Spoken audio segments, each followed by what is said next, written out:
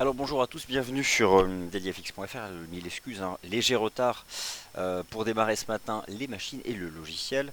On va parler du Forex, vous retrouvez Sylvain à partir de 9h15, Vincent Gann pour vous retrouver ce matin. On va être bref, on va parler des taux de change majeurs, les devises des comos, il va falloir clairement se détendre.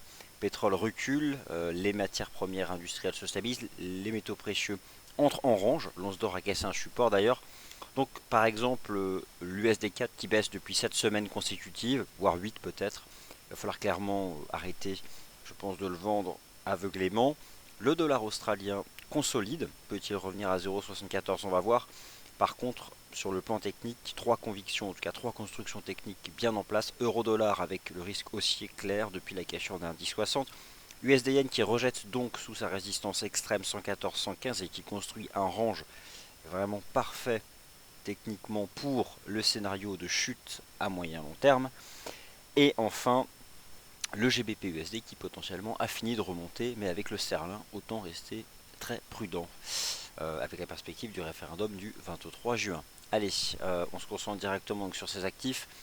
Uniquement quelques repères techniques ce matin, on aura l'occasion de revenir sur les fondamentaux dans le morning meeting, donc on va droit au but.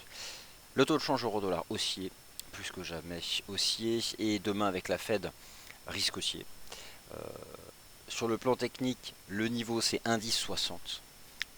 On l'a bien regardé hier en étudiant la façon dont les bougies journalières le traversent et comment derrière cela donne des phases directionnelles fortes. C'est régulièrement le cas. Le seul piège que j'ai relevé, c'était en août, mais derrière cassure, chute, dépassement en accélère. Et là, voilà, dépassé, donc j'envisage toujours le scénario de reprise. En données 4 heures, j'aime bien ce qu'on fait. Petit à petit, on arrive à cerner le range que le marché décide de construire. J'aime bien le début. Alors, il y a un range sur le momentum ici, mais on a le début d'une reprise sur le niveau des 50, la neutralité, donc donnant toujours plus de poids relatif aux variations H4 haussières. Ce que fait le taux de change euro-dollar, c'est qu'il construit donc cette espèce de triangle dans 50% de retracement de l'impulsion de la Banque Centrale Européenne la semaine dernière. On a fait durant la session asiatique, on a refait un 10,80. Donc en fait, c'est même pas un 10,60, c'est un 10,80 qui tient. C'est probablement d'ailleurs le point d'entrée technique. Et pour gérer son risque, justement, c'est un 10,60. Donc l'idée sur le taux de change euro-dollar, c'est que le marché continue sa compression, alors là qui prend a priori la forme d'un triangle rectangle. En tout cas, là c'est ce que semble indiquer la vue chartiste. J'ai toujours ce scénario d'extraction par le haut et de remontée en direction des 1,12 sur l'euro-dollar, voire peut-être davantage, puisqu'en fait on sait que le haut du range est un 13, un 14, donc en tout cas au-dessus d'un 10,60, j'ai pas changé d'avis. Pour cette stratégie, on peut toujours gérer son risque, c'est sous un 10,60, c'est-à-dire que repasser en dessous, c'est terminé. Donc c'est en termes de money management, je pense que ces deux retours à un 10,80 présentaient une opportunité de gestion du risque financier. USD Yen, c'est la perfection technique. Le yen se renforce, statu quo de la Bosch. Bon, enfin voilà. Le yen, la Banque centrale du Japon ne fait plus baisser le yen. Pas le dollar hein, qui baisse là. C'est le yen qui se renforce. À moyen terme, vous connaissez le graphique par cœur. Énorme épaule tête épaule entre 116 et 125. On a sorti par le bas. Maintenant, on fait un range. Donc c'est parfait. C'est un range qui consolide dans le sens renforcé l'impulsion baissière qui avait eu lieu ici en janvier. J'ai le sentiment que d'une part à court terme on va retomber chercher ce niveau, donc les 112,60, voilà, ce niveau de prix, donc 112,60 sur l'USD Yen. Derrière le risque, de briser ce niveau, c'est là pour le coup revenir à 111. Donc on n'en est pas là pour le moment. Attendez, je monte un peu le son. Non, le son m'a l'air d'être à fond. Alors vous-même vous pouvez le monter le son, hein. Il y a une petite molette qui est relié à la salle de trading. Voilà, ça sera probablement un peu mieux comme ça. Mais bon, voilà. En tout cas, à court terme, le yen se renforce. USD yen rejette sous cette importante résistance et retombe. Je pense qu'on devrait revenir dans cette zone dans l'immédiat. Donc, ce qui m'intéresse ce matin, c'est essentiellement l'eurodoll et l'amorce d'une réaction positive sur un 10,80 et l'USD yen qui rejette sous les 114. Le GBP USD, c'est plus complexe, malgré tout il échoue dans la partie haute de ce canal. Il y a quelque chose qui ressemble à une divergence baissière cachée des 1, mais je ne suis pas fan. L'idée c'est quoi? La bougie du jour elle est majeure, puisque vous avez en gros à la clé le test de toute la ligne de tendance qui guide le rebond technique depuis le 29 février et les 1,38. Alors pour l'instant le niveau pivot ce sont les fameux 1,4250, niveau qui a été débordé le 10 mars, puis on a rejoint l'autre canal et on retombe. En gros ce soir, soit on a une mèche basse sur 1,4250 et on repart en hausse et on peut sortir par le haut du canal, soit on brise les 1,4250 et là c'est un facteur de faiblesse pour la livre sterling.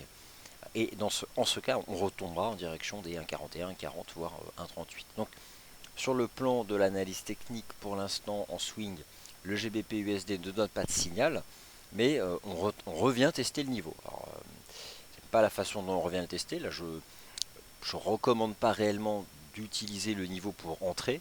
Je m'intéresse plus, vous l'avez compris, dans les devises européennes, au taux de change euro-dollar qui, encore une fois, nous fait une belle réaction là sur le niveau de support. Et maintenant les devises des matières premières. Alors l'USD CAD,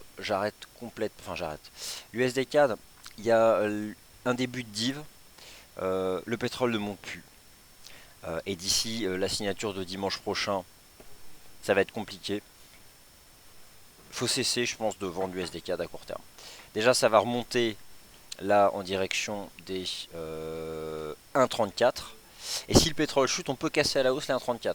Indépendamment de l'USD, ce serait un CAD qui serait à nouveau sous pression.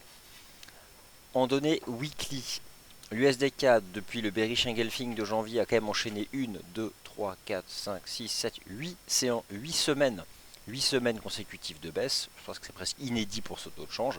Il peut bien mettre une semaine de rebond, voire 2, voire 3, voire 4. Personne ne le sait. Aucune idée. Mais ce qu'on sait par contre sur le plan technique à court terme, c'est qu'on va remonter chercher un 34. Et que si là on le dépasse, ce niveau des 1,34, on remontera davantage. Et ce sera du fait du CAD. Donc ce matin, ça se confirme. Je pense que les stratégies qui consistent à vendre l'USD CAD doivent être à court terme mises entre parenthèses. En tout cas, pour le moment, le marché décide de construire ce range entre 1,3230 et 1,34. Il y a quand même à terme peut-être ce risque de voir 1,34 franchir. Surtout si certains gros producteurs de pétrole ne signent pas dimanche prochain en Russie. Et maintenant, la UD-USD, que faut-il en penser? Alors, il est où d'ailleurs la UD-USD? Il était sous mes yeux. Il est là. Alors, la UD-USD, on revient à 0,7450, on n'y est pas. Faut-il s'intéresser à 0,7450? Franchement, là ce matin, je vais dire non. On revient dessus trop violemment. Les devises des matières premières, après avoir monté plusieurs semaines, la USD monte depuis le 20 janvier, 20 février, 20 mars, ça fait presque 2 mois qu'on monte. Statu quo à court terme, l'idée c'est quoi? C'était de trouver un point d'entrée parce que je pense toujours qu'à terme ça va remonter. Pourquoi? Parce que voilà, j'ai ça moi en weekly. Donc le double bottom, la cassure, mais on peut parfaitement faire un pullback ou faire un gros range au-dessus de la ligne de coup. La ligne de coup c'est quoi? C'est 73,85. C'est pas 74,50, c'est 73,85. Il y a tout à fait la place sur les graphiques weekly même pour revenir chercher cette ligne de tendance. Si je projette, la ligne de tendance elle est même à 0,7250. On ne sait jamais, je ne pense pas, on ne fera pas ça, mais j'envisage peut-être quelque chose comme ça maintenant. Un range latéral au-dessus des 73,85 jusqu'à venir chercher cette ligne de tendance. Donc, faut-il s'intéresser au 72,50 et à la partie basse de cette pattern d'élargissement? Je vais dire dans un premier temps non. À moins d'avoir un chandelier qui montre que ça réagit, je dis pour le moment, mieux vaut éviter. Par contre, 73,85, c'est la ligne de coup du double bottom et c'est la base de la structure d'élargissement. Là, ce serait le niveau parfait. Donc, ce matin, stand-by et en surveillance en fait de la réaction des cours. Stand-by. Donc, les convictions fortes, achat euro-dollar. Ça, l'achat euro-dollar, au-delà du scénario fondamental, pour gérer son risque, c'est impeccable. Double test des indices 80 et on gère son risque sous indice 60, ce qui signifie qu'au fond, on est sur une gestion du risque financier qui ne dépasse pas 20 à 30 pips, donc c'est support, enfin c'est pas mal quoi. Surtout que l'idée c'est d'envisager une remontée vers les 1,12 et les 1,1250. USD Yen, c'était hier qu'il était sous résistance, mais là j'ai le sentiment qu'on va baisser davantage avec un Yen donc, qui se renforce. Le GBP Yen a-t-il fini de remonter? C'est vrai que le Yen reprend du poil de la bête, le GBP commence à faiblir. Euh, Honnêtement, j'ai le sentiment que lui aussi pourrait repartir à la baisse. En clair, c'est peut-être cette semaine que les paires en Yen, guidés donc par leur leader, hein, l'USD Yen, leader technique, réengagent leur phase de baisse après plusieurs semaines de pause. Alors c'est pas fait encore, mais honnêtement, sur le très court terme, j'envisage une baisse du GBP Yen à 159,50. Ça accélère en plus.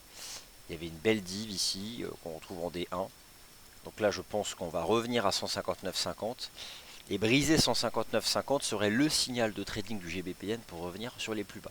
Ce qui fait qu'au final, l'USD Yen va aller chercher 112,60, mais je vois le risque de briser le niveau. Je vois le risque de briser le niveau. Donc voilà, vous avez bien compris que les convictions fortes sont plutôt du côté du taux USD Yen, des paires en Yen de manière générale, notamment le GBP Yen, ainsi que de l'euro-dollar. L'AUD USD, le marché revient à 0,7450, mais ma conviction est moyenne. Elle serait très forte sur 73,85, 74, qui est la ligne de coup du double bottom, qui laisse la place au graphique weekly de se détendre, à certaines moyennes mobiles importantes de remonter. Donc 74,50, mieux vaut éviter de s'y exposer ce matin, en attente, en surveillance.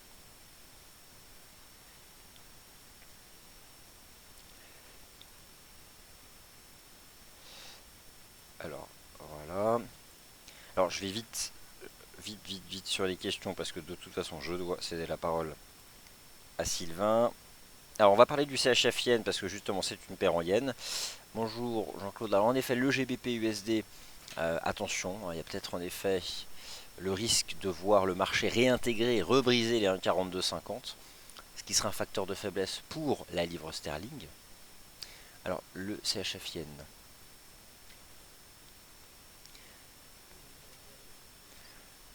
Alors le CHF Yen n'a pas confirmé l'accélération au-dessus des 115 et est en train de retomber. En fait, ce que vous observez là sur le CHF Yen, c'est une réaction qui est propre aux paires en Yen. Pas de signal de trading en l'état sur le CHF Yen parce que le niveau des 115 il a été cassé. Hier on avait l'amorce d'un pullback. Là vous avez ce chandelier D1, mais en fait ce chandelier D1 on ne peut pas l'utiliser, surtout maintenant là. C'est l'ouverture de la session européenne. On n'a même pas encore la décision que vont prendre les Européens et encore moins celle des Américains. On a par contre ce qu'ont fait les traders forex asiatiques, ils ont acheté du yen.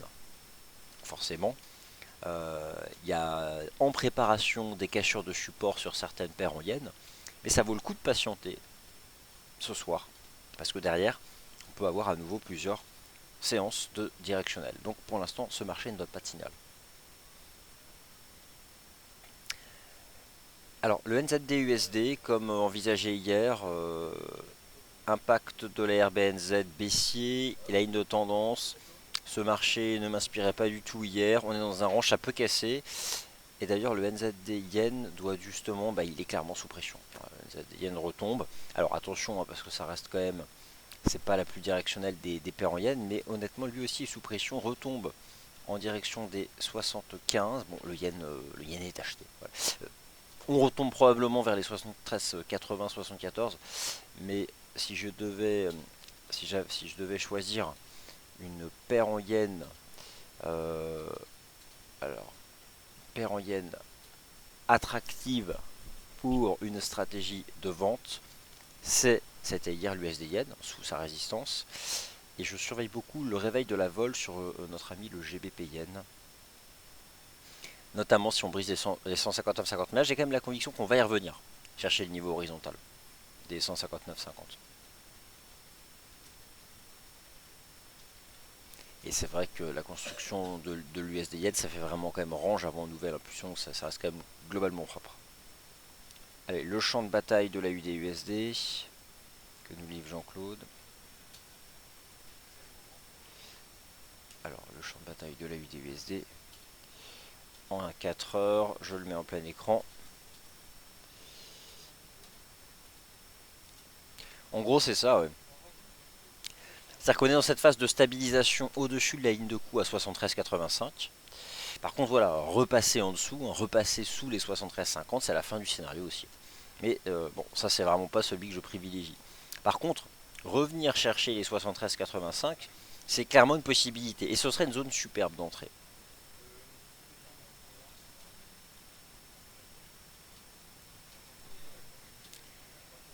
Allez, je vous laisse entre les mains de Sylvain pour les stratégies sur indice et puis Forex et puis un peu tout.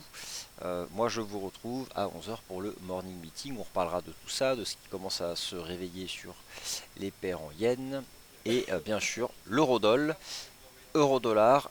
Ayez en tête une chose, au-dessus des indices 60, le scénario technique, c'est la hausse. On n'est pas passé loin d'indice 60 en faisant 2 fois indice 80, ce qui permettait d'ouvrir une position avec un risque limité. Par contre, sous indice 60, c'est terminé. Au moins, on sait en dessous de quel prix on stoppe les stratégies d'achat. Voilà, je vous retrouve à 11 heures pour le morning meeting. Merci à tous.